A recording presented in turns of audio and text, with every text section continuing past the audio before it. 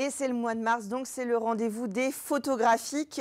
Vous l'avez sûrement vu, ce poulpe bleu, quelque part dans vos rues. Freddy Coudray, bonsoir. Bonsoir. Vous êtes président du Festival de l'image Les Photographiques et vous êtes venu avec la photographe associée de cette édition, Sandrine Helberg. Bonsoir. Bonsoir. Alors, pour ceux qui auraient raté les... On est à la combienième édition? 37e. Voilà, alors ceux qui auraient raté les 36 éditions précédentes, rappelez ce que c'est que les photographiques. Je l'ai dit, c'est un temps fort de la photographie, mais un petit peu plus précisément. Voilà, donc c'est le festival de la photographie contemporaine au Mans depuis donc 37 éditions et plus d'années d'existence, puisqu'on fêtera les 50 années en 2028, voilà, dans 3 années. Donc festival qui accueille des 14 photographes cette année, il me semble, si je ne me trompe pas, 14 photographes sur 7 lieux, sur toute l'agglomération du Mans et un peu au-delà, puisqu'on a également une exposition affiliée sur Sarthe. Donc vraiment, on essaime sur un petit peu le département. C'est un rendez-vous évidemment pour le grand public friand d'images en général, puisque c'est la photographie contemporaine, elle a différents modes d'expression. On va en parler. Et puis aussi pour les professionnels, c'est-à-dire que c'est quand même un rendez-vous qui est attendu, qui permet voilà, d'avoir un moment d'échange un peu plus fort avec une concentration d'exposition sur la photo. Tout à fait. On a effectivement un public très très large qui vient parce qu'effectivement ils connaissent le festival depuis longtemps et puisqu'on a une grande diversité d'images et de thèmes qui sont travaillés dans ce festival. Et on a effectivement les photographes locaux, régionaux, nationaux qui viennent nous rencontrer et découvrir toutes ces expositions. Alors c'est un travail de longue haleine, hein, puisqu'il y a des résidences, voilà, il y a des choses qui se passent tout au long de l'année. Et il y aura notamment, on l'a vu sur le plateau, une exposition de Cécile Jeunesse qui était en résidence l'année dernière. Voilà, donc la lauréate de la résidence de création 2024 des photographiques revient avec la même exposition, puisqu'effectivement elle avait été exposée en décembre dernier. On était un peu embêtés pour elle, quelque part une petite frustration de ne pas pouvoir la montrer pendant le festival également. Ouais. Du coup, on a décidé de réitérer l'exposition, mais en la remodelant. Et ceci grâce au centre commercial Les Jacobins qui nous prête une cellule commerciale. Une cellule pour Rochebrune. Donc ça, allez voir et regardez le replay de Culturel si vous voulez voir le travail photographico-scientifique de Cécile Jeunesse. C'était intéressant. Sandrine Helberg, alors vous faites de la photo, vous m'avez eu, pourtant j'ai quand même un petit peu l'habitude, mais quand j'ai vu vos photos, je pense que comme tout le monde, j'ai été un peu biaisée. Vous parlez du cosmos, de cet univers de planètes, j'allais dire cosmogorie. Enfin, vous voyez, il y a un côté d'imaginaire qui me parle tout de suite. Qu'est-ce que c'est que votre travail? Vous photographiez pas vraiment les planètes, en fait. Effectivement, d'ailleurs en plus ça s'appelle Au-delà du cosmos, donc ça veut dire que je vais bien plus loin que le cosmos, même le micro ou le macro. Et effectivement, tout est une histoire de faux semblants. Donc peut-être que dans l'exposition, il y a quand même la photo de la Lune qui elle, est une vraie photographie faite au télescope. Mais sinon, il s'avère que c'est beaucoup d'expérimentations photographiques, notamment beaucoup en chambre noire, donc où vraiment je vais utiliser comment dire, la chimie, la température, le dosage de la lumière pour créer comme ça des photographies ou des artefacts qui nous font penser peut-être à des planètes, des galaxies, des étoiles, des météorites, etc.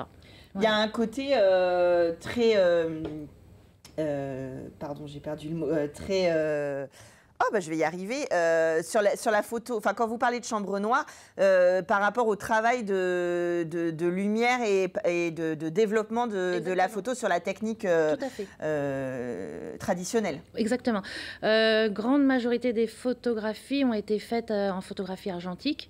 Après, il s'avère que peut-être, et même assez souvent quand même, j'utilise d'autres supports. Donc c'est vrai que je vais peut-être passer par le biais du numérique, c'est-à-dire de scanner certains tirages, etc., pour peut-être les avoir un peu plus grands ou utiliser un support comme par exemple le métal ou des feuilles qui contiennent de l'aluminium, des choses comme ça, qui sont forcément pensées à des matériaux qui sont utilisés pour la conquête spatiale. Mais c'est vrai qu'une grande majorité des photographies ont été faites voilà, dans mon atelier, dans le laboratoire. Alors c'est vrai je parlais de la chambre noire parce que ça ne parle pas forcément à tout le monde, c'est surréaliste, je voulais parler tout à l'heure.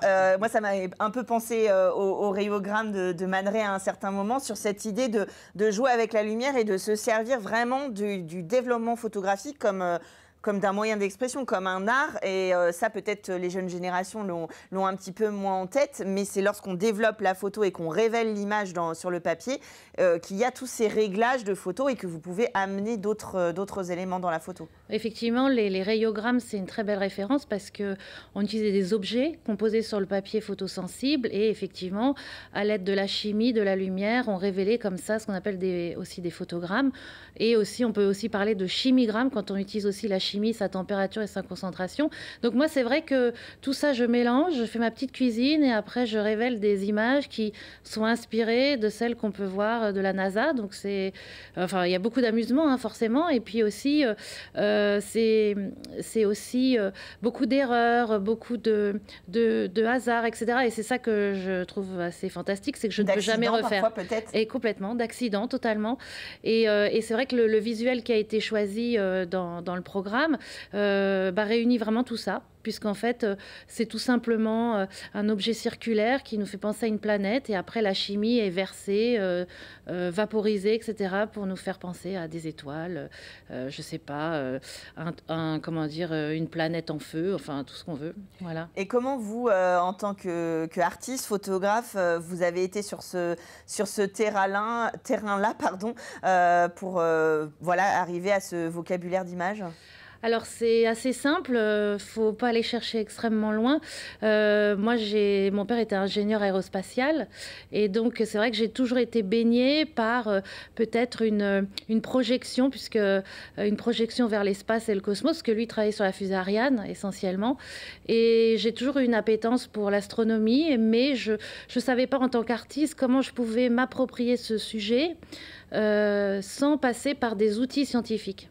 Donc en fait, c'est vraiment la chambre noire, et vraiment le labo complètement qui, avec les expérimentations, m'a dit mais voilà, j'ai trouvé comment, peut-être par des biais détournés, mais en tout cas, c'était ma manière à moi de parler de ce sujet, mais avec beaucoup de créativité et aussi beaucoup de poésie, parce que c'est pas un univers si froid que ça en fait, ce que je présente. Exactement. Alors ce qui est rigolo, c'est qu'on a en image souvenir peut-être les images du James Webb Télescope, justement, avec des choses qui deviennent comme des tableaux par les couleurs, par les effets. On retrouve ça, en fait, que vous créez dans votre tableau. Et finalement, le développement photo a un lien avec le télescope. On a la lentille, on a l'image, on a des choses quand même en commun, de toute façon. Tout à fait. Et ce que je peux rajouter aussi, c'est que je vais utiliser aussi de temps en temps aussi un microscope, où je monte l'infiniment petit, mais à une échelle tellement grande qu'on pourrait croire effectivement que c'est, je sais pas, une galaxie, une planète. Et donc, au fait, je joue aussi sur les échelles et le temps. Donc, voilà. Donc, James Webb, effectivement, c'est des couleurs extrêmement saturées avec des détails très bluffants. Mais moi, je suis peut-être un peu plus douce ou un peu plus poétique, voilà, dans les images. Voilà. Et ça donne envie, en tout cas, ça me réveille l'envie des enfants, en fait, de se dire qu'est-ce que c'est vraiment. Et puis finalement, peu importe, puisque c'est l'image qu'on reçoit. C'est une tendance, non, mais c'est une écriture poétique, et il y en a plusieurs comme ça, très originales dans cette programmation des photographiques 2025, je trouve. Un peu de légèreté par des écritures, plus artistiques, ça ne veut rien dire, puisque la photographie est artistique, mais peut-être des techniques plus avancées. Voilà, il y a un très bel écho qui va se faire justement entre l'exposition de Sandrine à la collégiale. Donc vraiment, je vous dis, il faut venir la voir parce que c'est une très belle scénographie que j'ai vue tout à l'heure, très rapidement, effectivement, avant de venir. Et en écho, on a pas mal d'artistes. On a notamment Sandra Matamoros au centre des expositions Paul Courboulet, qui travaille sur une série qui s'appelle Les Corps Célestes. Alors cette fois-ci, effectivement, sur un travail en couleur. Là aussi, on retrouve l'aluminium, on retrouve effectivement des supports métalliques, pas que. Aussi des cubes miroirs. Donc là, on arrive sur la sculpture photographique. On a Céline Alson. Toutes les deux viennent également de Paris, comme Sandrine, qui, elle, sera à la fois sur des techniques plus anciennes comme les héliogravures, donc quelque chose de très précieux qui sera sous vitrine, tout petit format, et à côté va présenter également de très grands formats surtransparents, suspendus, tout cela inspiré de l'univers d'Alice au Pays des Merveilles. Donc on a vraiment beaucoup de regards différents. Voilà. Moi, en parcourant le programme, j'ai évidemment encore pas fait le parcours. Il y a aussi, j'ai été appelée par la série de Ce qu'il en restera, avec des vitraux, avec un univers sous-marin, et quand on regarde, on voit des détails de déchets. Là encore, il y a des photographes qui s'emparent des sujets environnementaux ou d'actualité et qui sous une esthétique parfois paraissant un peu décorative, tranche dans le vif du sujet. Voilà, donc là c'est le travail de Carole Sétolin, effectivement affiliée sur Sarthe. Alors là on est sur un contexte particulier puisque l'exposition est en plein air depuis quelques années affiliée, c'est une demande de leur part, et du coup il y a une thématique demandée qui est celle effectivement de la nature, de l'environnement, de la défense de la nature, de la flore, etc. Donc Carole, effectivement, lorsqu'on a vu son travail, on trouvait que ça correspondait tout à fait à cette thématique.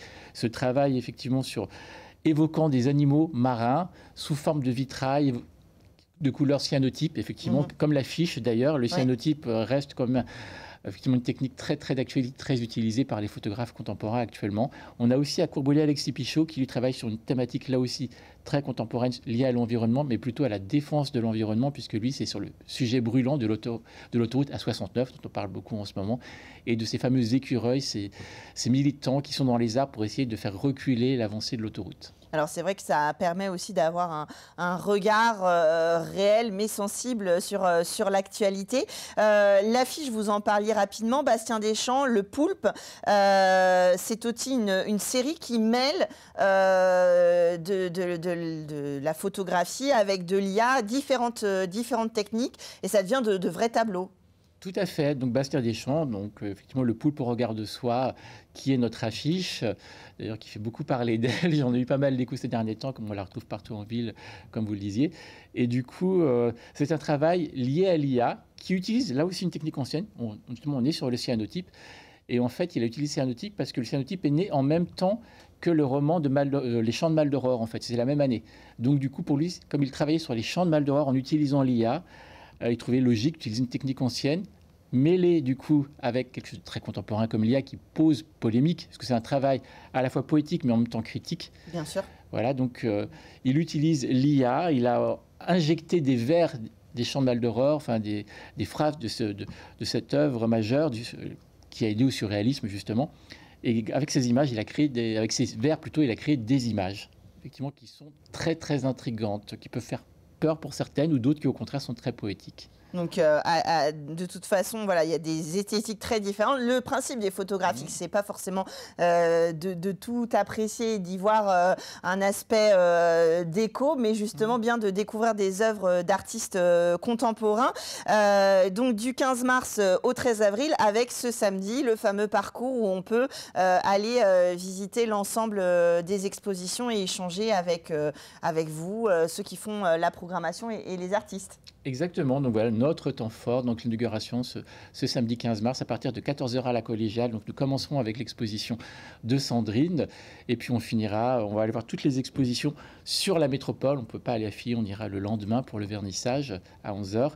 Et puis on finira par le vernissage au centre des expositions Paul Courboulet à 18h30 où tout le monde est le bienvenu. Et de toute façon, on a jusqu'au 13 avril pour aller dans les différents lieux. Donc vous l'avez entendu, il y a des lieux, on va dire institutionnels, les Jacobins, plein de lieux, Le Mans Métropole et même jusqu'à l'île Moulinsart à Filly-sur-Sarthe pour découvrir les photographies et en savoir un petit peu plus sur ce poulpe bleu qui nous regarde depuis quelques jours en effet au Mans. Merci à tous les deux d'être venus nous parler de ce temps fort. N'hésitez pas à y aller et à y retourner avec votre famille, vos amis. C'est toujours intéressant. Ça fait parler, mais justement, on a envie d'entendre ce que vous avez à en dire. Les photographiques, donc, jusqu'au 13 avril. Merci à vous et nous, on se retrouve même heure la semaine prochaine dans Culturel.